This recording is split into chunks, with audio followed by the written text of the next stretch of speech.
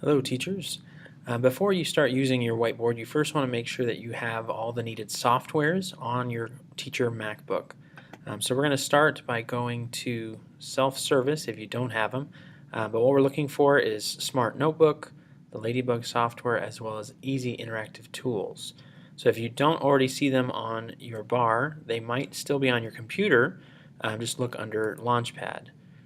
So if you find one in Launchpad, for example this one, I can just click and drag it down to my dock right down here. But if you do not see them and you click through all the menus and they're still not there, that's when we would use self-service to find them. So click on self-service. And then Smart Notebook is right there on the main page when you first enter self-service. So you just click install and then follow the steps as they're provided to you.